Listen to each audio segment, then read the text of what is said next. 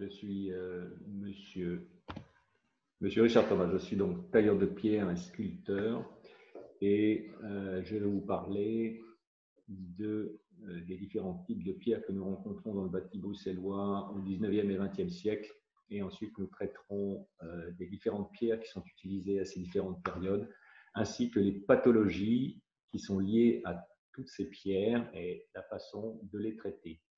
Alors, pour commencer, je fais un tout petit laïus sur ma formation. Donc, moi, j'ai suivi le Tour de France avec les Compagnons du Devoir de 80 à 86. Et lors de ma carrière, j'ai eu beaucoup de chance puisque j'ai exclusivement travaillé sur des monuments historiques en France et surtout en Alsace où je me suis fixé en 86. Et j'ai travaillé 3 ans dans une entreprise française alsacienne avant de rejoindre la Suisse.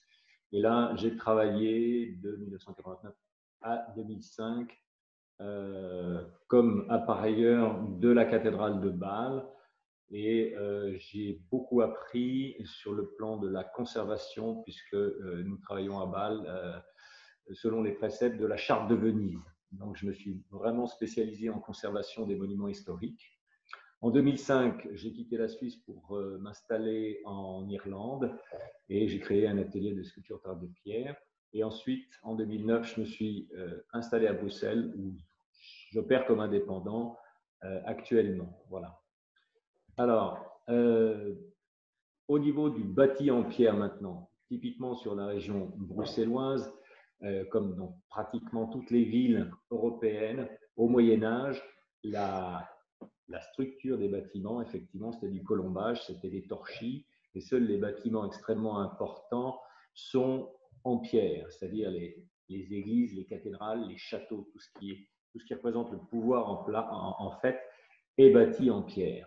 Donc, ce sont des maçonneries de briques et de pierre ici en Belgique. Et à partir du 19e et du 20e, en parlant du bâti, vraiment des maisons privées, là, les architectes ils vont apporter une attention vraiment particulière à la composition des façades, surtout les façades en pierre bleue, avec l'apparition des beaux windows, les colonnes, les balcons très ouvragés. Le meilleur exemple que je puisse donner ici à Bruxelles, c'est l'avenue Brugman, où il y a vraiment des maisons nettes qui sont assez incroyables. Et effectivement, l'Art Nouveau va constituer l'apogée de cette période avec, bien évidemment, l'œuvre de Victor Horta. Voilà. Alors, je le mets, quand on se promène dans Bruxelles, comme dans la plupart des villes européennes, on voit un petit peu la marque, le talent de tous ces architectes, de tous ces tailleurs de pierre, ces maçons, ces hommes de métier, si vous voulez, qui ont vraiment œuvré avec beaucoup de talent. Voilà. Maintenant, je vais vous évoquer un petit peu la provenance des pierres. Alors, là, au 19e et 20e siècle, les pierres belges, eh bien, de tout temps, le bâtisseur va chercher les pierres au plus proche du chantier. Hein. Pour des raisons d'économie, on va chercher les carrières qui soient les plus proches, qui répondent à peu près, grosso modo, au cahier des charges. Et au 19e et au 20e, évidemment, avec l'évolution, avec la révolution industrielle et l'évolution des moyens de transport, on va pouvoir aller chercher des pierres de plus en plus loin. Alors, d'une façon générale, vous allez trouver à Bruxelles la pierre de Gobertange, elle est extrêmement utilisée au Moyen-Âge dans la plupart des monuments à cette époque-là, la cathédrale, l'hôtel de ville, et elle est encore mise en œuvre au 19e, vers 1870-1880, pour la construction de maisons d'hôtels particuliers. Alors, c'est un calcaire gréseux à grains très fins, beige. C'est une pierre de tout petit appareil. Alors, quand je dis tout petit appareil, c'est-à-dire que l'épaisseur des pierres, la hauteur des lits ne va pas dépasser 20 cm. Alors, on l'exploite dans la région de Jodouin, en province du Brabant. Voilà, ça c'est une photo qui a été prise sur les balustrades qui entourent la cathédrale Saint-Gudule, hein, Saint-Michel et Saint-Gudule. Et là, c'est une photo avec des pierres qui sont dans leur état d'origine fort érodées. La pierre bleue, alors ça on va dire, c'est la star, c'est la pierre la plus connue hors des frontières de la Belgique.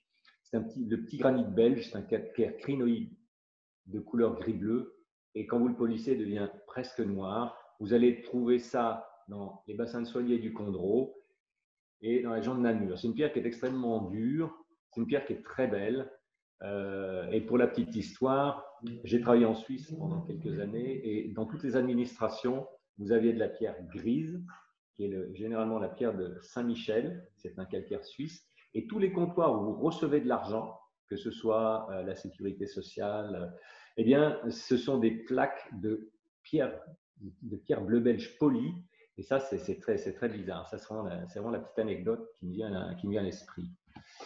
Alors ça, c'est une des sculptures que j'ai réalisées il y a quelques temps en pierre bleue. Donc, vous voyez bien sur la photo, dans la taille, la pierre est bleue, un beau gris bleu. Et une fois qu'elle est polie, elle devient vraiment très noire. C'est une pierre qui est absolument magnifique. Alors, à Bruxelles, on va trouver énormément de pierres à partir de la moitié du 19e pratiquement jusqu'à maintenant. On va trouver des pierres françaises.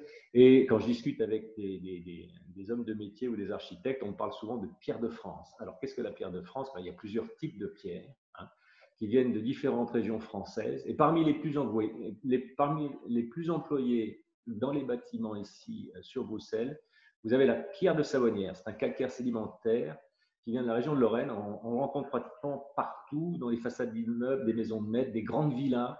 J'en ai restauré une à Woluwe. Il y a le château Fourroy à Uccle qui est fait avec cette pierre. Une pierre très tendre, qui se travaille très facilement. Voilà, ça c'est une des ouvertures du château Fourroy. Tout est en savonnière. Voilà, une jolie pierre. Vous avez la pierre de Ville. Alors cette pierre de Ville, c'est un calcaire-olytique de couleur beige qui est originaire du bassin lorrain. Et Victor Horta l'a beaucoup appareillé en alternance avec la pierre bleue. Et mon premier chantier à Bruxelles, c'était l'hôtel Winsinger, rue de l'Hôtel des Monnaies. C'est une alternance de pierre bleue et de pierre de ville. Et cette pierre de ville, Victor Horta l'a utilisée énormément. Et je crois qu'il y a un hôtel aussi dans l'avenue Louise qui est complètement en pierre de ville. Voilà, ça c'est l'hôtel Winsinger. Donc les pierres claires à partir du 2e et 3e étage sont en Neuville. Et en bas, évidemment, vous avez une alternance de pierre bleue et de ville.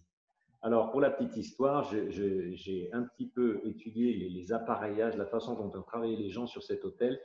Et on peut considérer que Victor Horta s'attachait les services des meilleurs artisans qu'il ait pu trouver, je pense, à cette époque dans sa région. L'appareillage est fantastiquement bien réalisé. La taille de pierre, c'est vraiment nickel. Et à l'intérieur, où on traitait les marbres, c'est pareil. Dans le moindre détail, il y a un souci de finition qui est absolument incroyable. Ensuite, alors ça, la pierre de Chauvigny et la pierre de la Houe, vous allez la trouver dans les très belles villas qui se sont construites début du siècle à Bruxelles. Donc je reviens, il y a le château Fourroy, il y a une très belle villa qui a été restaurée il y a quelques temps à Woluwe. La pierre de Chauvigny, c'est un calcaire olytique. Donc pareil, la même composition géologique que la pierre de Ville, mais très blanche. Et sa texture, vous imaginez de la frigolite un petit peu compressée. Ce sont des tout petits grains, c'est des tout petits œufs en fait. C'est une pierre assez ferme qui est très belle et qui est vraiment d'un emploi, c'est très agréable à tailler, quoi. Ensuite, vous avez la pierre de Lavoux. Alors, c'est un calcaire sédimentaire à grains fins qui vient de la région de Poitiers. On la trouve dans ces villes-là. Moi, je l'ai vu sur les mains courantes des balustrades. Et récemment, nous avons sculpté une énorme statue qui est dans les jardins du musée de l'Afrique à Tervuren. Et c'est une statue qui représente le Caius Civilis. Donc, en fait, c'est pour commémorer une bataille que les tribus celtes auraient gagnée contre les Romains. Et donc, vous avez cet énorme guerrier qui fait à peu près 3 mètres de haut. Et ça, je peux vous recommander d'aller le voir dans les jardins du musée de l'Afrique à Tervuren. Voilà, alors ça, c'est une des villas que j'ai restaurées. Et là, j'ai refait complètement un escalier. Vous voyez que le rampant, le limon, en fait, est en pierre blanche, ça c'est du Chauvigny. Et les carreaux qui constituent un petit peu le remplissage en bas, le mur, en fait, sont en savonnière. Voilà. Alors, vous avez la pierre de Jaumont. Alors, celle-là, très peu utilisée en région bruxelloise. On la trouve vraiment à la frontière, en Ardennes, avec la France. C'est une pierre qui est issue de la région de Metz et la carrière se trouve à Maloncourt-la-Montagne. C'est une très belle pierre jaune. Et ici à Bruxelles, j'ai fait une restauration d'une pierre tombale à Linkebeek où, fort étonnamment, la pierre tombale était en pierre calcaire de Jaumont. Voilà, ça c'est la pierre de Jaumont, elle est très jaune. Là sont les entourages de la pierre tombale que j'avais restaurée. Alors, il y a quelques façades qui sont construites avec du grès de la région de l'Eifel, donc c'est Bitburger Sandstein, et à la frontière du côté de Malmedy, vous avez quelques façades qui sont en grès, mais ça c'est très confidentiel. Les fausses pierres, alors On trouve ce phénomène un petit peu partout en Europe après la guerre. J'en ai beaucoup vu en Alsace, j'en ai vu en Suisse, il y en a ici aussi à Bruxelles. Ce sont des pierres reconstituées. Elles sont formées d'un cœur de béton armé avec une couche de mortier qui imite parfaitement la pierre naturelle. Elles se traitent d'ailleurs, les tailleurs de pierre qui n'avaient plus de travail parce qu'à cette époque, on construisait pratiquement plus en pierre, les taillaient de la même façon, les ciselaient de la même façon que la pierre naturelle, c'est-à-dire qu'on laissait sécher cette couche de mortier entourant le béton et ça se travaillait absolument comme de la pierre. Je pense au niveau du ciselage, vous envoyez des exemples ici dans Bruxelles. Hein. Donc on le sert surtout d'encadrement de portes et de fenêtres, hein, d'éléments décoratifs. Voilà. Alors maintenant, nous allons attaquer le sujet vraiment qui nous intéresse, c'est-à-dire les pathologies de toutes ces pierres, puisqu'effectivement, avec le temps, toutes ces pierres, malheureusement, sont exposées à tout un tas de tracas. Alors, pour la pierre bleue, il n'y a pas trop de soucis, parce que c'est une matière très compacte qui résiste vraiment bien au temps. Alors, les soucis que nous pouvons trouver, c'est qu'il peut y avoir des veines de calcite. On appelle ça des limets. Et malgré le fait que nous sonnions les pierres au moment de la taille, le tailleur de pierre doit s'assurer qu'il n'y a pas de fissure. Eh bien, malgré le fait que nous sonnions les pierres, certains limets sont complètement indétectables. Et bien des années après la mise en œuvre, eh bien, il y a des morceaux qui tombent. Et j'ai eu beaucoup d'exemples de dalles de balcon à Bruxelles qui sont tombées. De la faute à ces fameux limets. C'est un petit peu ennuyeux. J'ai fait beaucoup de restaurations où il faut recoller les morceaux quand ils ne sont pas trop abîmés. Enfin, c'est vraiment un souci, quoi, hein. Voilà. Alors, les pierres calcaires, elles peuvent être gélives. Hein. Elles ont des petites diaclases qui, avec le temps, malheureusement, le gel fait son travail et font exploser les cailloux. Bon, avec le réchauffement climatique, on a de moins en moins de gel, de périodes de gel très intense sur Bruxelles, donc ça, c'est un petit peu réglé.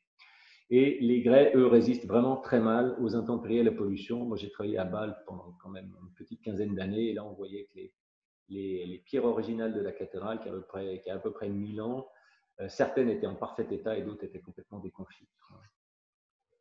Voilà, ça c'est un exemple de pierre tombée. C'est un énorme balcon qui se trouve à Skerbeek et qui domine, si vous voulez, l'entrée d'un restaurant. Et un dimanche matin, il y a un petit morceau de 600 kilos qui est tombé sur la voie publique. Heureusement, il n'y avait personne en dessous. Donc ça, ce sont les exemples vraiment typiques de ce qu'on peut trouver comme souci vraiment très grave, comme désordre vraiment très grave. Et heureusement, là, personne n'était en dessous. Mais bon, vous imaginez ce qui pourrait se passer si quelqu'un venait à passer sous cette pierre, quoi. Là, c'est pareil, c'est un balcon que j'ai restauré rue de la Longuehaye, donc une rue qui est parallèle à l'avenue Louise. C'est un balcon qui est complètement… En fait, il y avait plusieurs soucis. Il y avait, vous le voyez, l'érosion due à la corrosion des pieds du balcon, qui, malgré le fait qu'ils aient été coulés au plomb, ont quand même fait leur boulot. Et là, il y avait un limet, en fait, qui s'est agrandi du fait de cette corrosion. Là, c'est pareil, on a dû tout restaurer, échanger les cailloux, recoller. Enfin, c'était vraiment quelque chose d'assez épouvantable. Alors, les pathologies dues aux éléments naturels, bon, bah, les pierres tendres, les grès, sont sensibles à l'érosion mécanique, hein, le vent, la pluie. Ça dépend aussi de la façon dont votre façade est orientée. S'il est orienté sud-ouest-ouest, vous allez prendre beaucoup de pluie, donc ça va se laver un peu plus. Si vous êtes au nord, là, vous aurez plutôt des mousses, des lichens, des crasses. Et dans certaines conditions, le gel, évidemment, peut causer des dégâts importants. Concernant les pierres dures, donc, qui sont, elles, vous allez souvent les retrouver en soubassement, puisqu'elles portent les bâtiments. Tout ce qui est assise de rejalissement, donc l'excès d'humidité, le gel, le sel qu'on répand sur la chaussée en hiver peuvent créer ou contribuer à l'accélération de certaines pathologies. Voilà. On revient aux pathologies liées à la présence de métaux. Bon, à Bruxelles, comme partout ailleurs en Europe, les scellements des garde-corps de balcon sont réalisés coulés au plomb. C'est une méthode qui a été employée jusque récemment. Un procédé traditionnel qu'on utilise, je pense, pratiquement plus, sauf dans les monuments historiques. Nous, on coulait tout pratiquement à Bâle, tout ce qui était balustrade, tout ce qui était pinacle, tout ce qui était statuaire était coulé avec du plomb. Toutes les rosaces sont coulées en plomb, bien évidemment. Et malheureusement, le fer finit quand même par rouiller au bout de 50, 60, 70, 70, 90, 100 ans. Vous avez le pied qui va commencer à rouiller, qui va pousser, qui va écraser le plomb et qui va éclater la pierre. Ça, vous le voyez souvent à Bruxelles, tous les coins de balcon, là où il y a un pied, eh bien souvent, c'est éclaté, la pierre est tombée. Donc, soit c'est bien restauré, soit on remet du mortier. Mais enfin, voilà. Ça, ce sont les pathologies qui sont liées aux métaux. Voilà, ça, c'est du coulage au plomb que nous avons réalisé à la cathédrale de Bâle. Donc, le plomb est porté à fusion dans une espèce de creuset en fonte. Et nous le coulons à la louche. Alors, vous voyez, on fait des espèces de nids d'hirondelles avec de la terre de modelage, en fait. Et les joints sont aveuglés avec des feuilles de plomb et de la terre. Voilà. Et vous avez le résultat sur l'autre photo. Alors, la particularité que nous avions ici à Bâle, c'est que les joints de plomb étaient donc à fleur de pierre, c'est-à-dire qu'on les reciselait après, il fallait les retravailler un petit peu, mais on ne mettait pas le plomb en mortier, en retrait pour pouvoir faire un joint au mortier. Là, tout le joint est coulé au plomb. Voilà, c'est une technique un petit peu particulière, il faut quand même assez maîtriser pour qu'il n'y ait pas de retrait, pour que ce soit plein partout. Mais après, vous avez une pierre qui ne bouge plus, qui est parfaitement scellée.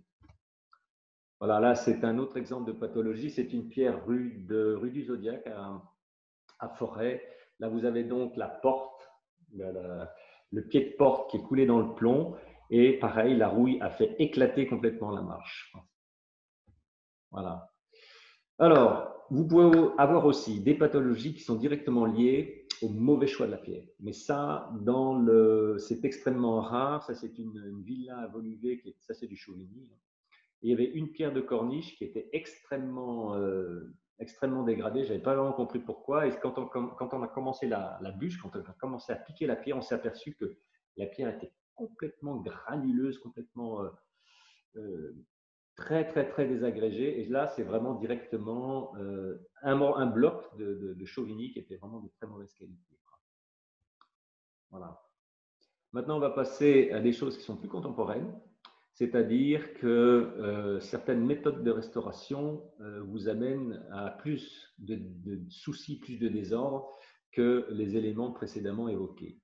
Dans le sens, l'exemple le plus évident pour moi, c'est la pose de la pierre en délit. C'est-à-dire que, en principe, dans la construction en pierre, le lit de la pierre doit être perpendiculaire à la poussée. C'est-à-dire que quand vous posez des pierres de soubassement, vous imaginez un livre avec les feuilles qui sont à plat, et la poussée, elle vient par en dessus, donc elle doit être perpendiculaire à tous ces lits. Malheureusement, souvent pour des soucis d'économie, certaines entreprises posent les pierres en délit, puisque ça coûte moins cher d'acheter la pierre qui est si vous voulez, qui est en épaisseur de 8, de 10, donc on les met à parement vertical avec des lits qui sont debout. D'accord ? Et au bout d'un certain temps, évidemment, les lits commencent à s'ouvrir en superficie, en façade, et là, ça pose des problèmes terribles. L'usage du sablage à haute pression. Alors ici à Bruxelles, j'en ai souvent parlé avec M. Bertrand, c'est quelque chose qui est dramatiquement dommageable, c'est-à-dire que certaines entreprises travaillent avec des pressions beaucoup trop élevées et avec des granulats qui ne sont pas adaptés à ce travail. Donc, les dégâts, malheureusement, sont absolument irréparables quand vous avez une façade sablée qui est complètement massacrée. Après, vous ne savez plus rien faire. Il y a aussi l'usage des ciments Portland qui peuvent apporter des sels et des efflorescences en surface. C'est-à-dire que les sels vont commencer les sels qui sont colloïdaux, qui sont vraiment, qui se baladent un petit peu dans la pierre et qui finissent par se cristalliser et créent des dommages importants. Voilà. Alors évidemment, il y a toutes ces maladies et puis il y a le médecin, il y a les gens comme moi qui restaurent, qui conservent. Et là, on va traiter un petit peu des principes de conservation et de restauration. Donc, vous le savez, en 64, il y a eu un Alcoa Alta déjà considérable à Venise. C'est-à-dire qu'il y a plus d'1,80 m dans la Sérénissime. Et en 66, au niveau de l'UNESCO, il y a toute une réflexion qui s'est engagée pour définir les principes de conservation. Et tout cela, ça aboutit à la Charte de Venise. Voilà, tout ça, c'est l'ICOMOS, c'est l'UNESCO qui s'occupe de tout ça. Et les principes généraux sont assez simples. Il convient de maintenir le bâtiment dans son état originel. Voilà, on va essayer le moins possible d'intervenir sur des pierres qui datent de la construction. Ça, c'est pour respecter l'originalité et ce qui fait partie de l'histoire du bâtiment. Voilà. Donc, en Suisse, nous avons travaillé dans cette philosophie, mais on a dû l'adapter aux situations rencontrées sur le terrain. Par exemple, si vous avez une balustrade en haut de la cathédrale, si vous avez un fleuron, un pinacle, des gargouilles qui sont tellement délabrées qu'elles menacent le public, parce qu'à Bâle, la cathédrale est accessible partout, vous pouvez travailler partout dans la cathédrale. Là, on n'avait pas le choix. On copiait les cailloux et on les remettait en place. Et ça, c'est un petit peu on va dire, la philosophie de l'école en France depuis Viollet-le-Duc. Viollet-le-Duc a reconstruit énormément de choses dans Notre-Dame, ça c'est l'exemple le plus connu, mais il a fait ce qu'on appelle des reconstructions. Voilà. Donc ça a été fort critiqué il y a quelques temps, avant que les gens s'aperçoivent que, évidemment, Viollet-le-Duc avait sauvé des monuments qui sont quand même assez incomparables.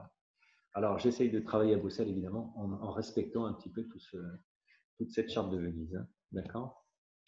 Alors, la méthodologie, c'est pareil, c'est très simple. Hein.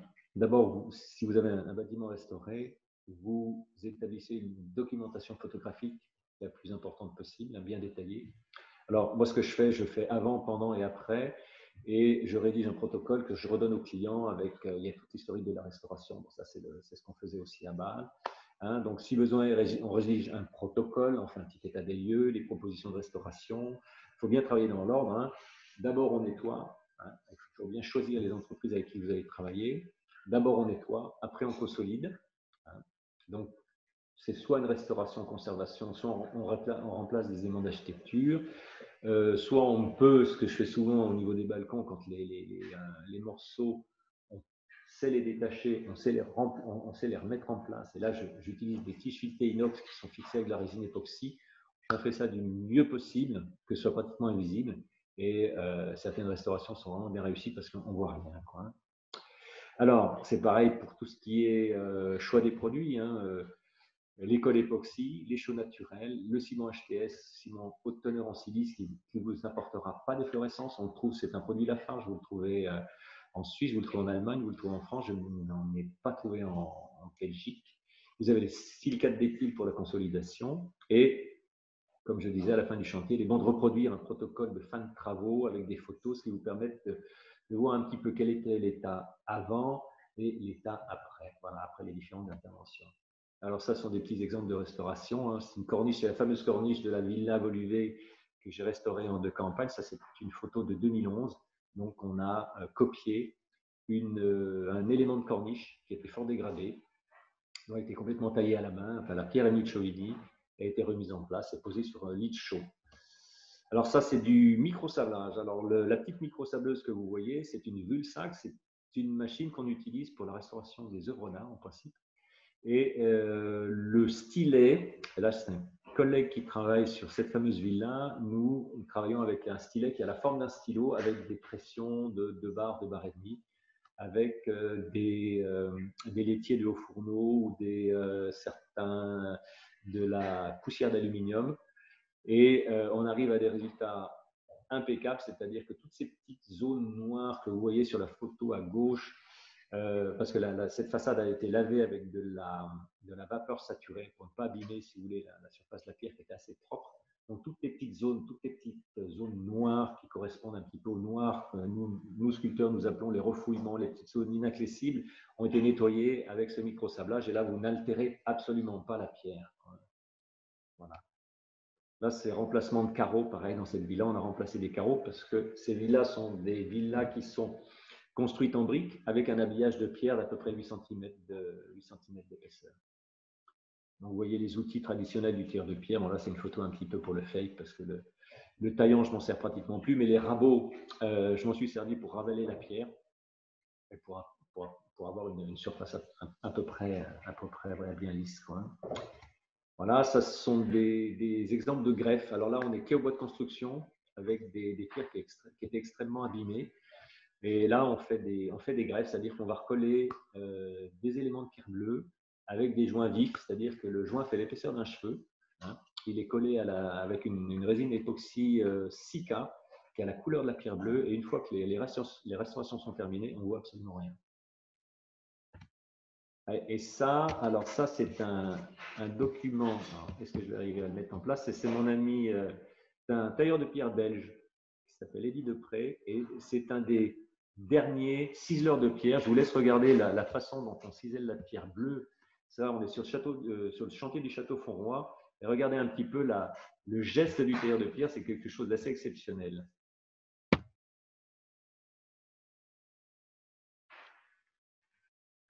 Alors imaginez que tout Bruxelles, tout ce que vous voyez en sous-bassement à Bruxelles a été taillé de cette façon. Tout ce qui est ciselé est fait de cette façon-là.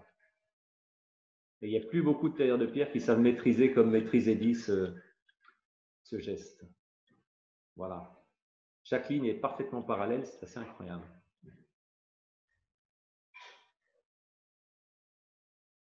Ah, pareil, pour la petite histoire, il y a plusieurs façons de ciseler. Nous, en Alsace, on taille du grès, on a des ciseaux beaucoup plus larges et la façon de ciseler est complètement différente. Là, c'est vraiment ce qu'on appelle la ciselure relevée à la belge. C'est très particulier à votre pays et c'est assez unique en fait. Voilà.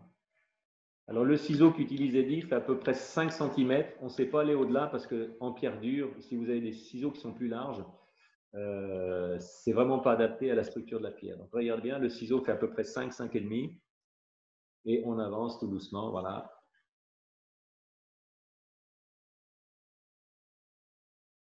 Voilà, donc vous imaginez les carrières de pierre belge, il y a à peu près une centaine d'années, il y avait des dizaines de tailleurs de pierre qui taillaient à la main, évidemment, toutes ces pierres. Donc, vous voyez le château Fontroy en arrière-plan, lors de la restauration, en fait. Voilà.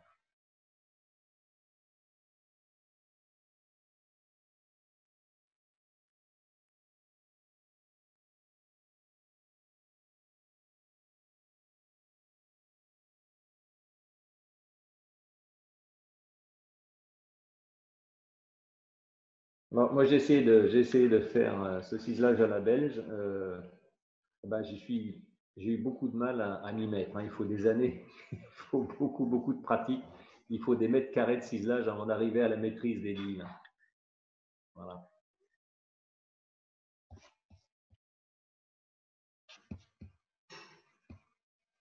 Donc, si vous voulez, maintenant, on peut passer aux questions-réponses. Voilà, Monsieur Bertrand va me donner un coup de main, je pense, dans cet exercice délicat. Merci beaucoup, Monsieur Thomas, pour ce Ça a très été, bel Ariel, exposé. C'est bien, là on est à 36, largement le temps pour la bon, petite voilà. session Je pensais question-réponse. consacrer beaucoup de temps aux questions-réponses, s'il y en a. Alors, Voilà. Jérôme, est-ce que tu es là? Riette, écoute, oui, mais je suis là, mais je vais devoir, tu vas devoir m'aider parce que, ou alors je n'ai pas compris, ou alors il n'y a pas de questions pour l'instant. Si, Ah, ben alors c'est que je n'ai pas le bon. c'est dans les questions-réponses, hein, c'est pas dans le chat. Hein. Ah oui, ben ça y est, Tu vois? j'étais dans le chat, voilà. Bon. Ah, ok. Ok, La ok. Pierre Camblanchin, oui, je vois aussi les questions. Autant pour moi. Alors, Ok. Euh, mais du coup, est-ce que tu veux que je partage ce que j'ai pu rassembler déjà ou Oui, si tu as Oui? déjà rassemblé quelque chose, c'est Ok, mieux. ok. Oui, tout à Je fait. partage ça tout de suite alors. Oui. Je vois, il y a 5 questions. La Pierre de Comblanchin, Ouais. oui, d'accord. Ça, c'est. Voilà, est-ce que vous voyez ici? Voilà. Tu vois ça, Jérôme? Je vois que tu as commencé à partager l'écran, mais je ne le vois pas encore apparaître. Ok. Euh, Tiens, tiens, c'est mixé en pause. Acheter là. Hop. Voilà. Tu vois? oui, Ok. Oui? oui, ok, c'est ça. Ok. Ok. Voilà, donc on peut peut-être commencer par cette première question très concrète. J'ai le seuil de la porte d'entrée de ma maison en pierre bleue qui s'affaisse. Comment faire pour la remettre à niveau? Eh ben, il faut tout simplement la sortir et puis refaire un soubassement qui tienne le choc. Enfin, je pense que le seuil de porte doit être posé sur des briques ou sur une structure qui s'affaisse. Ça, on voit ça souvent. Donc, il faut sortir Oui, c'est délicatement le fréquent. seuil, recouler une bonne dalle béton et puis reposer le seuil sur cette surface qui soit bien solide. C'est tout ce qu'il y a à faire. Oui, tout à fait.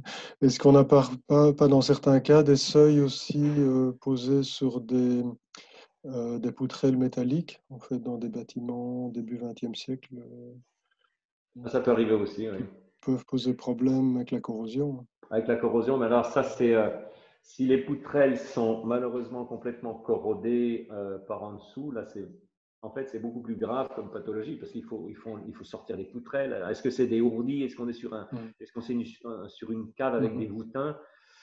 Ça, c'est oui, ça, c'est des dégâts qui sont beaucoup plus onéreux qu'un simple seuil de porte.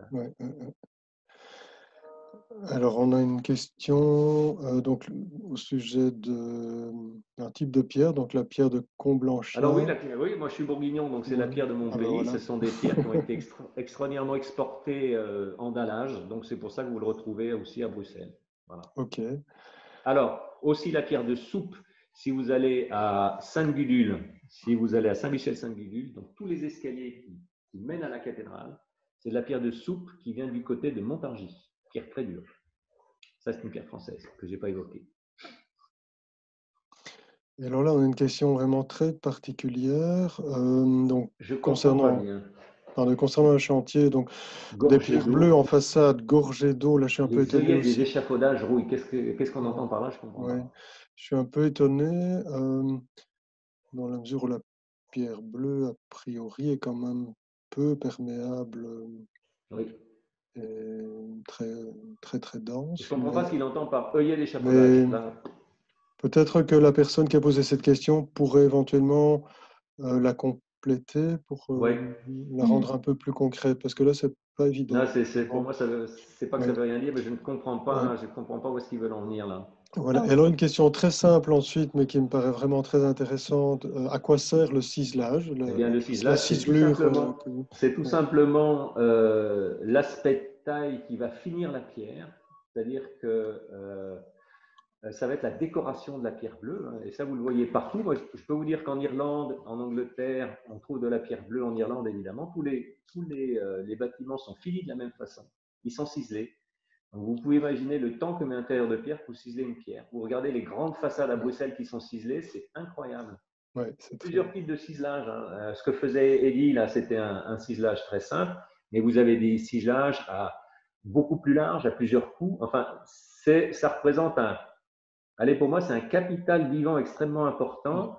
Et si on perd ces techniques, vous imaginez que pour les retrouver, c'est d'autant plus difficile. C'est-à-dire, si vous n'avez pas un tailleur de pierre qui va vous montrer comment on cisèle, ça va être très complexe. C'est pour ça qu'il faut absolument transmettre ces gestes de métier aux générations qui passent. Oui. Voilà. Et on peut dire aussi que c'est un point à avoir à l'œil quand on procède à un nettoyage de façade, parce que tout à fait. Là, c'est un indice. Si on perd la ciselure, vraiment, oui, vous allez vous retrouver avec une nettoyage catastrophique. Lisse, oui, tout à fait. Tout à fait. Alors, c'est une petite question voilà, pour ma gouverne personnelle. La ciselure a un rôle aussi dans le renforcement de la pierre. Non, ça n'a pas. C'est purement esthétique en fait. C'est esthétique, mais c'est fait que toutes ces petites cannelures verticales vont amener l'eau à couler beaucoup plus facilement. Si vous considérez une façade bouchardée, par exemple, l'eau va ruisseler complètement différemment. Hein, on est bien d'accord. Alors que si vous avez des ciselures qui sont, cette ciselure de façade, notamment sous basse-pente, qui est verticale, l'eau va ruisseler extrêmement rapidement. Voilà. Ok. Alors oui, une question aussi très concrète au sujet des techniques de restauration. Donc, pourriez-vous préciser comment se fait la technique de brochage pour les réparations? Ça, c'est pas compliqué. Hein, vous avez vos deux morceaux de pierre. Il faut percer, bien percer à l'axe, mettre une broche que ce soit. Moi, j'utilise de la tige filetée inox. Hein, c'est très facile. Et puis, il faut bien coller ça avec les bonnes résines époxy de chez Sika. Hein. C'est Sika 31, vous le trouvez un peu partout à Bruxelles. Et ce sont des colles qui mettent 24 heures à coller, mais une fois que c'est collé, après, vous ne savez plus rien faire. Hein. Il faut casser la pierre à côté. Hein. Voilà. Il faut être très précis. Alors, si vous voulez faire un brochage cohérent, il faut bien être précis, hein, que les trous soient bien en face les uns des autres pour avoir quelque chose de propre. Hein. Voilà. Et si vous êtes pressé, vous pouvez utiliser les fixations chimiques ILTI, mais je le déconseille dans ce type de cas parce qu'elles durcissent tellement vite que vous n'avez pas le temps d'ajuster vos cailloux. Voilà.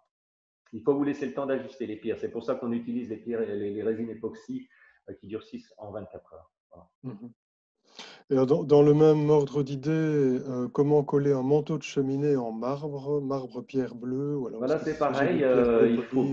Il faut bien démonter proprement. Il faut enfin, si on a une table en pierre, c'est idéal parce qu'on sait mettre les morceaux, on sait bien les coller avec des serre-joints, on peut brocher par en dessous. Enfin, ça, c'est des choses qui sont assez simples en fait. Voilà. Okay. Tout dépend aussi la façon dont votre cheminée elle est cassée. Si c'est un manteau qui est cassé en deux, c'est pareil, il faut démonter. Enfin, il faudrait voir sur place. Il faut avoir le. Et alors, donc, une question au sujet du ciment Portland, dont vous avez expliqué les difficultés qu'il pouvait poser. Donc, c'est vrai que c'est une question sur il faut à la fois utiliser les du ciment mortiers. HTS. Hein. Si on trouve du ciment HTS, donc haute teneur en silice de chez Lafarge, celui-là ne vous donne aucune efflorescence de ciment, de sel, pardon. Ne vous apportera pas de sel dans vos joints, dans vos lits de peau. C'est quelque chose qui est très. Nous, on utilisait beaucoup ça en Suisse parce que c'est le seul ciment qui soit cohérent avec la restauration. Donc là, vous parlez du mortier de pose. Mortier de pose, mortier de joint. Joint, même chose. Vous achetez ce ciment Lafarge HTS. Voilà. Ok. Et vous préconisez pas les mortiers à la chaux? Ah non, attention. Ou... Le ciment HTS, il y a vous avez certaines situations où vous devez poser les cailloux sur des supports qui sont très durs. Moi, la chaux, je l'utilise pour tout ce qui est jointoiement, ça c'est clair. C'est ça, ouais. Et pour couler certaines pierres, ça, je fais un mélange HTS, chaux à peu près moitié-moitié quand on fait les coulages derrière les cailloux. Et la chaux est utilisée pour tout ce qui est badigeon, finition, tout ça, on fait ça avec de la chaux, évidemment. Mais on peut poser dans certains cas, moi je pose aussi sur lit de chaux, hein, toutes les pierres bleues chez M. Évrard, la maison que vous avez vue à Moluvé, on a tout posé sur lit de chaux. Mais il y a certains soubassements, pierre bleue, on utilise du ciment parce que c'est plus compatible avec la pierre. En fait. Okay. Les pierres dures, évidemment, n'absorbent pas, de la même façon qu'une pierre tendre, elle va absorber beaucoup moins la laitance des mortiers, ça c'est évident. Et alors, pour ce qui est des... Voilà, continuer sur la question des joints, bon, c'est une petite question que je voudrais ajouter qui complète peut-être celle-là. Je remarque assez souvent, on observe des joints qui ont été posés après un nettoyage de façade, par exemple, et qui sont des joints souples, qui sont parfois gras et qui donc modifient la teinte de la pierre, ça c'est une chose, mais en plus, sont probablement pas des joints très adaptés. Nous, on a l'habitude de préconiser plutôt des joints. Ils achètent des joints tout faits. Hein. Il existe des mortiers tout faits. C'est un petit peu passe-partout. Ça va vite, ça sèche vite, mais bon, c'est pas souvent adapté à la pierre. Quoi. Ouais. Mais vous êtes d'accord sur le fait qu'il faut au moins utiliser des joints en mortier minéral plutôt que mortier minéral. Des joints souples, pour tout ce qui est pierre tendre. On voit beaucoup de joints souples. Style. Qu'est-ce que vous entendez par joint souple? Des joints en silicone, non? Oui. Non, ça c'est à exclure. Enfin, sur la pierre, c'est complètement exclure. Hein. Mais on en voit malheureusement. Non, mais ça, c'est les entreprises qui ne savent pas travailler, enfin, qui n'ont aucune idée de ce que peut être la restauration. Hein. Là, chez Ecobati, vous allez trouver d'excellents mortiers de joints qui sont garantis 100% chauds, ils sont teintés. Ceux-là, vous pouvez les acheter tout faits. Si vous ne voulez pas perdre de temps à faire vos mortiers vous-même, il faut acheter ça. Ça, c'est clair. Ok, merci. Alors, peut-on poncer sa pierre soi-même? Si oui, avec quels outils? Ponceuse excentrique, classique, quels seraient le cas échéant les précautions? Alors, je ne sais pas trop pourquoi poncer la pierre. Bien sûr, il n'est interdit à personne de poncer son caillou. Ma foi, il faut une bonne ponceuse. Il faut du papier de verre adapté, papier de verre spécial pierre, et surtout bien protéger ses petits poumons avec des masques très performants et surtout porter des lunettes. Et être prudent, porter des gants aussi. Enfin, voilà, tout ce qu'on peut dire au niveau de la sécurité. Voilà. Ok, là je vois que Ariette continue à ajouter des questions aux questions. Donc là, Là, on est là. Où en est-on? Ici. Je ne vois plus. Tu vois? Ah oui, ok. Donc on est remonté. Donc, y Oui. a-t-il des choses à faire en prévention des dégradations, notamment dans le cas de balcons en pierre bleue avec des Faille. ferronneries qui risquent de faire éclater la pierre? Oui, Jérôme, c'est trop très tard. Je très veux dire, bonne, quand là, on mais sait très pas bonne ressortir un question. balcon, un balcon qui est posé, même s'il a été coulé avec du plomb, bah, il est là et on Oui. ne sait rien faire d'autre. Hein. Je veux dire, soit on démonte tout ça et on passe le balcon, on le retraite complètement avec de l'anti-rouille, on le repose, mais malheureusement, il n'y a rien à faire. Je veux dire, il est là, il Donc, rouille et on ne et sait à ce rien faire moment-là, d'autre. vous proposez quoi comme scellement? Vous le recellez au plomb ou bien vous travaillez Non, plutôt non, non, avec des maintenant, scellements chimiques? d'abord vous allez pratiquement trouver plus personne qui sait couler au plomb, ça Ok. c'est évident. Donc vous avez les mortiers chimiques ILTI qui sont parfaits pour ça. Mais par contre, ce qu'il faut bien faire avant, c'est il faut absolument traiter dans la mesure du possible la ferraille, c'est-à-dire bien poncer, enlever toute la rouille et passer beaucoup de couches d'anti-rouille. Vous serez tranquille pour le prochain demi-siècle. Oui. Ou éventuellement une métallisation à chaud, parce que alors là, Alors voilà, ça on est c'est tout à encore fait mieux. Bah, c'est ce qu'on tranquille. a fait. C'est ce qu'on a fait. Là, l'escalier que vous avez vu, c'était chez Eric Évrard. Donc c'est Monsieur Peters qui a, allez, il a emmené toute la ferronnerie et puis ils ont traité ça de façon thermique. Ça a été peint vraiment magnifique. Et là, on est tranquille. Ça a été peint au four, donc là, il y a plus de soucis, quoi. Alors, les pierres bleues de ma résidence sont soit fissurées, soit cassées suite à l'affaissement du bâtiment. Est-il Ouh. facile de retrouver ces pierres sur mesure et où? Ah ben ça, c'est le rôle du tailleur de pierre. Vous faites Oui, venir une entreprise. Hein, précisément. vous avez un tailleur de pierre professionnel, j'espère très bon, qui va venir chez vous et qui va vous faire un devis, qui va vous faire un état des lieux. Voilà, il dit voilà, on va changer telle pierre et il ira se fournir soit à Soigny, soit dans le Condroz. En fait, voilà. Ça, c'est notre métier. Après s'être rassuré que le bâtiment est complètement Alors stabilisé, il ne ça, bouge plus. s'il y a affaissement du bâtiment, je ferai C'est- appel à quand même un ingénieur statique, ouais. un bureau d'ingénierie qui puisse un petit peu prendre un petit peu la mesure des dégâts. Alors, comment réparer un seuil de porte en marbre qui a Oh là été là. abîmé par des produits acides, citron? Oui, ça pourrait être du vinaigre ou encore autre chose. Effectivement, le marbre est très sensible. Malheureusement, une fois que le marbre a été entamé, soit on le reponce, il faut complémenter, il faut le reponcer, il faut reponcer par-dessus, en espérant que les auréoles ne sont pas trop profondes. Voilà. Oui, et on trouve des produits Ça, c'est le problème des adéquats. marbres. Hein. Tout ce qui est Ouais. acide, tout ce que vous posez une coupe de champagne un manteau de cheminée, cocktail où il y a du citron, n'importe quoi, ça tâche tout de suite, ça attaque tout de suite. Mm. Voilà. Alors, chez moi, la façade est classée. Du côté extérieur, il y a un espace de 1 à 2 cm entre le raccord entre le châssis et la baie. Comment peut-on reconstituer cela pour améliorer l'étanchéité? Donc, effectivement, on a ce joint entre le châssis Ouais. et la maçonnerie. On avait Bah, souvent s'il y a 1 à 2 cm, le mieux c'est de refaire ça avec un. Alors le châssis, est-ce que si c'est une façade classée, j'imagine c'est un châssis en bois. Donc nous ce qu'on fait, c'est ce que faisaient les maçons ici à Bruxelles jusqu'à peu de temps. Il faut faire en fait le joint et vous pouvez faire du joint avec de la fibre. Hein. Vous achetez chez Ocobati, vous avez des joints avec de la fibre, ça peut être du poil de vache, ça peut être d'écrins végétaux. Et là, vous avez des mortiers, si vous voulez, qui vont éviter. Pourquoi on met des poils ou pourquoi on met du végétal dans le mortier? C'est pour éviter que ça fissure. Aussi simple que ça. Oui, c'est très, très intéressant. Parce que c'est vrai que souvent, les resserrages se sont détachés au fil du temps. Absolument. Et donc, Et je peux vous dire qu'il m'arrivait de faire une restauration en Irlande. Bon, là, j'ai plus de cheveux, mais à l'époque, j'en avais. Et mon collègue m'avait tondu, justement, pour qu'on ait de la matière à mettre dans le mortier. Non, non, c'est pas une blague. Hein. On avait que ça sous la main. Je pouvais pas tondre le chien du propriétaire. Donc, voilà. alors, on peut dire que vous donnez de vous-même dans vos travaux. Ah, tout à fait. Là, c'était chaud. Ouais. Je vais tellement utiliser cette anecdote dans notre communication réseaux sociaux, c'est merveilleux. Non, non, c'est pas une blague. Merci Hein. beaucoup. C'était en Irlande. Il y avait un beau window qu'il fallait refaire. On avait des cadres en alu à reposer avec les vitraux. Et cadre en alu, j'ai dit à la lady qui est la propriétaire de l'estate, j'ai dit, écoutez, il faut vraiment qu'on fasse des joints à la chaux, on ne peut pas mettre du silicone. Mais il faut que je trouve un moyen pour mettre justement de la fibre dans le mortier pour éviter tout ce qui est fissuration. Et on s'est regardé et puis bon, j'ai dit OK. Quoi. Quel dommage. On s'est bien marré, ouais.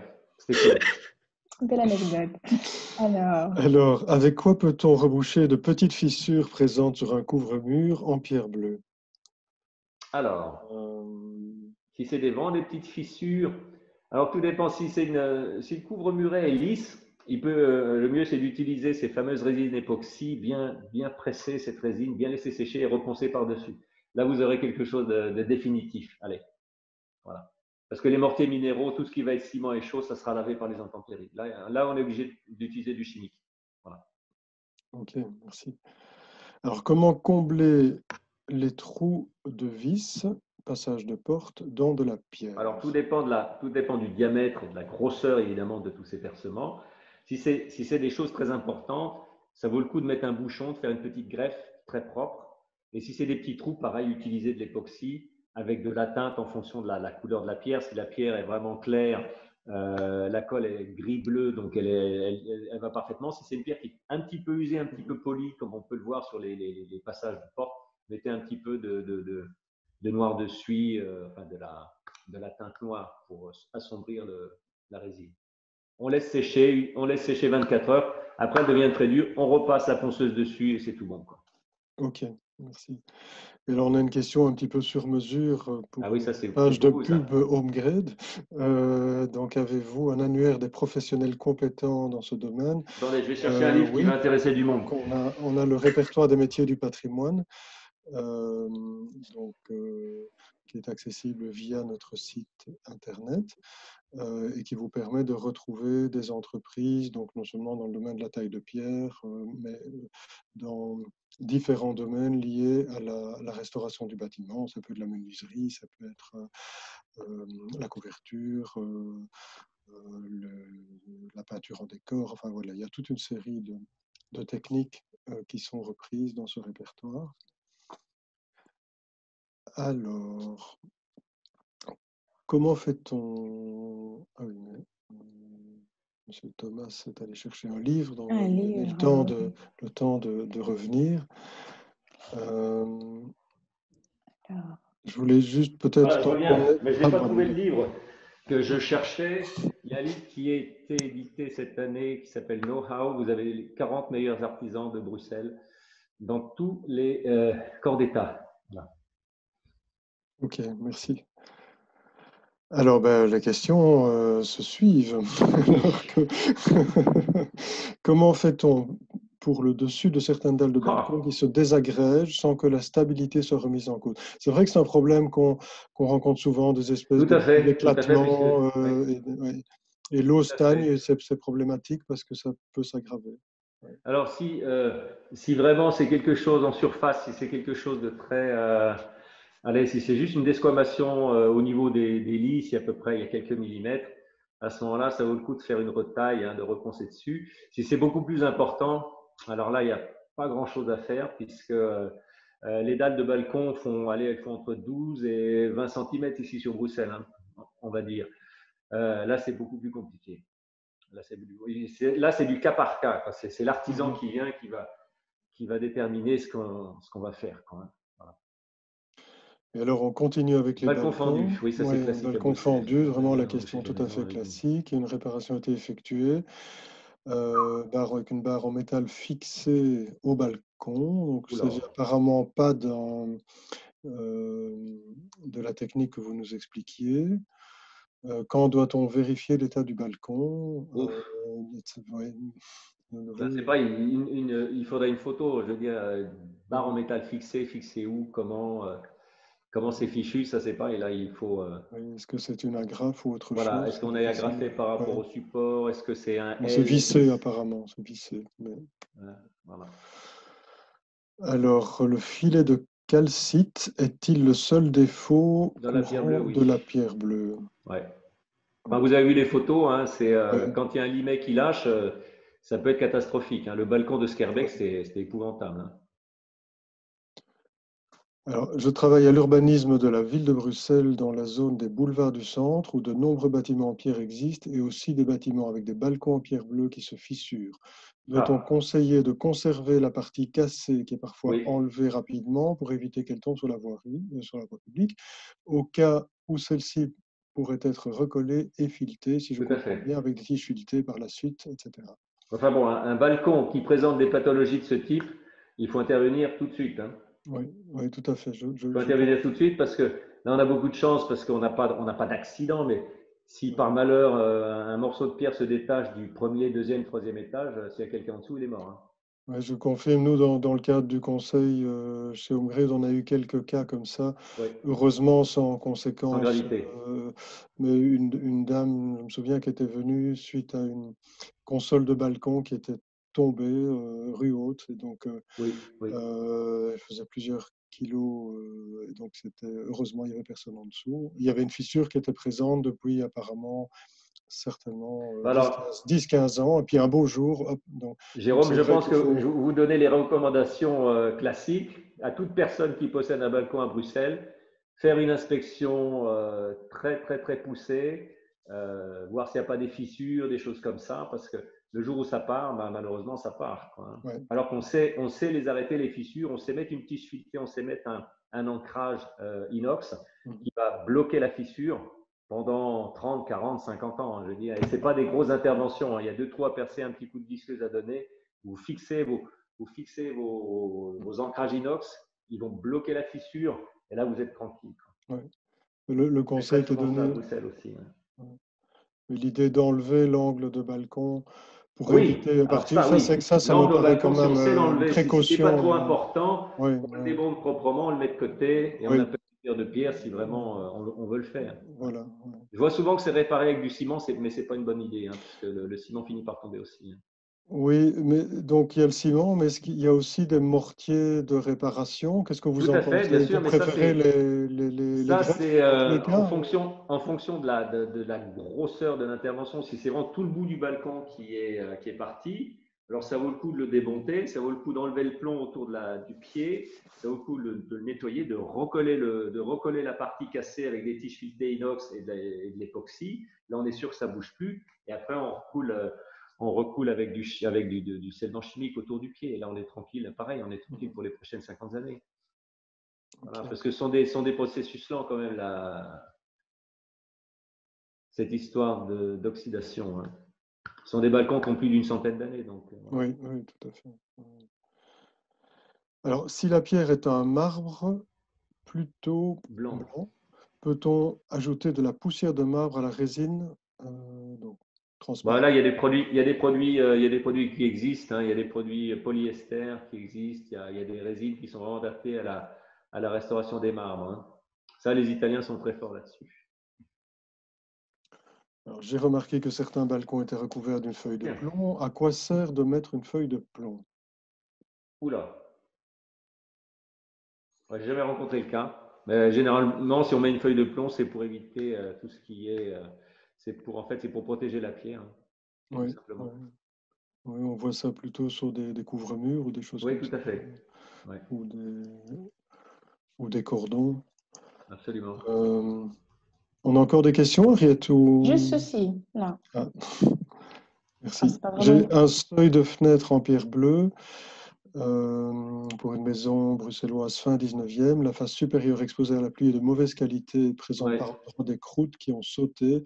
J'ai rempli qu'un mastic polyester teinté gris bleu, ensuite poncé à la disqueuse. Ça a tenu 5 ans, le mastic Tout ne à tient fait. pas. C'est un Ah peu la bah. question qu'on a eue tout à l'heure Mais pour le les mastic ne tient pas parce pierres. que la pierre est de mauvaise qualité, donc à ce moment-là, malheureusement, il faut changer l'appui de fenêtre. Ok. Ouais, Là, on pourra mettre autant de solution produits qu'on veut, ça ne tiendra plus jamais. radicale. Oui, tout à fait. Et une toute dernière question d'une personne qui demande comment nettoyer les marbres. Ah, c'est pareil, quelle est la pathologie des marbres? Là, récemment, je traite une façade qui a été taguée, donc là, on n'a vraiment pas le choix puisque la couleur est tellement rentrée profondément qu'il va changer les plaques. Il faut changer les plaques de marbre.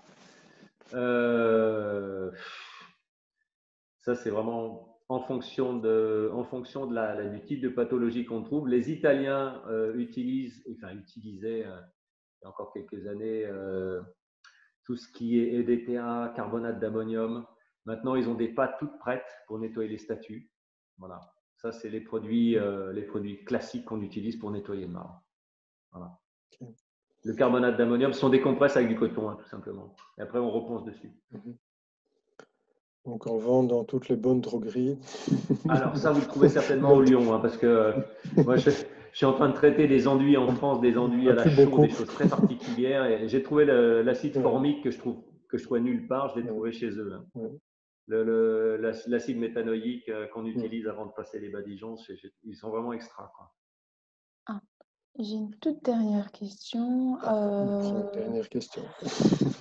Alors, c'est de Nathalie. Hein, donc, c'est un complément à la question sur la reconstitution du raccord B châssis. Donc, elle demande, alors, pouvez-vous me dire quel type de mortier il s'agit? Alors, ce sont des mortiers à base ce sont des mortiers de chaux. Hein. Donc, c'est… alors, moi, c'est sable de rivière entre 2 et 4 mm, ça dépend de la structure que vous voulez donner à la finition de votre joint. C'est du baie de sable avec de la chaux. Hein. Mais vraiment, vous prenez le super calco, il va très bien, c'est de la chaux qui est déshydratée. Hein. Et si vous voulez vraiment faire les choses bien, il faut mettre un petit peu de poussière de marbre dans votre poussière de pierre. Voilà. Donc, les proportions, on va dire, allez, 3 pour le sable, un demi de poussière de pierre et vous pouvez mettre 2,5 de chaux. Voilà. Et vous pouvez colorer ça avec des ocres si vraiment vous voulez ton sur ton avec la pierre qui va avec. Bon, moi, je fais mes mortiers moi-même. Hein. Mais allez chez Ecobati, ils font d'excellents conseils. Ils sont derrière Ikea, là, dans la chaussée de Mons, je ne sais pas. Ok, très bien. Alors, est-ce que… J'ai l'impression qu'il y a encore des questions qui arrivent. Il y a encore 2 questions. Tu peux voir ça dans… Oui, je les vois, je les ai dans le chat. Tu les vois? Oui. Alors, dans la pierre bleue apparaît parfois une ligne en dents de scie de couleur noire, joint de stratification. N'est-ce pas le défaut majeur de la pierre bleue? Ça, il me semble qu'on en a parlé de ce défaut, mais est-ce que c'est les limets dont vous parliez? Alors, le limet, c'est plutôt… Alors, le limet, quand il est très visible, vous avez une veine de calcite blanche qui traverse la pierre. Si elle est très épaisse, vous n'avez aucun souci à vous faire. Les limets qui sont invisibles sont vraiment absolument invisibles et c'est ceux-là qui lâchent. Et on ne sait pas quand est-ce qu'ils lâchent. Voilà. C'est une diaclase qui est invisible. Et même quand on sonne les pierres, c'est ça, je posais la question à Jean-Marie Bob quand on travaillait ensemble. Quand on sonne, les tailleurs de pierre sonnent les pierres avant de les tailler, évidemment, pour se faire une idée s'il n'y a pas une fissure cachée. Eh bien, ces fichus lamets, ça ne résonne pas, quoi. Mais pourtant, ils sont là. Hein. Oui. Et ils finissent par lâcher. Mais ceci dit, je pense que la personne parle de ces espèces de lignes, et c'est vrai que dans certains bâtiments, on a des pierres bleues vraiment de mauvaise qualité qui ont été mises en œuvre et qui donc effectivement s'abîment fortement avec le temps. Il y a des cas aussi où des pierres bleues étaient peintes et puis on a enlevé la protection de peinture et on se rend compte que la peinture protégeait une pierre de mauvaise qualité. Second choix. Oui, tout à fait. Donc voilà, mais effectivement… Tout à fait. Et alors, une dernière question. Que préconisez-vous pour rénover une tablette de fenêtre intérieure type travertin avec traces de pot de fleurs? Et donc, vous avez vraiment des questions. Oula, c'est une restauration mécanique. Il faut tout simplement reponcer, reponcer, repolir. Voilà. Ouais. Bon, c'est à l'intérieur, c'est un petit peu gênant parce que ça fait de la poussière, mais bon. Mais ça marche très bien avec les produits de droguerie dont vous parlez. Ah bah oui. Il faut Il y a certains produits, vous passez, c'est une espèce d'aérosol, vous passez ça sur la pierre, allez, c'est poli. Mais bon, c'est pas top. Quoi. Mais c'est cheap. Hein. Ouais, Très bien. Voilà. Peut-on conclure, clôturer ce question-réponse bien riche, bien dense en tout cas vous avez été vraiment mis sur le feu des questions. Ça va. Merci beaucoup. Oui. Merci à vous en tout cas pour l'invitation. Très concret, très utile. Très utile, apprécié. Ouais. Voilà, merci à tous ceux qui ont pu participer à notre site de conférence. voilà, le format webinaire fut une première pour nous aussi. Hein, donc, n'hésitez pas à compléter la petite enquête de satisfaction, à nous faire des suggestions, allez, de comment améliorer, quels points améliorer éventuellement, et des sujets à approfondir lors du prochain cycle. Donc voilà, merci à vous. Je vous souhaite déjà une bonne fin d'année, hein, une bonne santé. Prenez soin de vous et à très très bientôt. À tout bientôt, Ariette. Merci à vous. Bonne journée. Hein. Bye. Bon.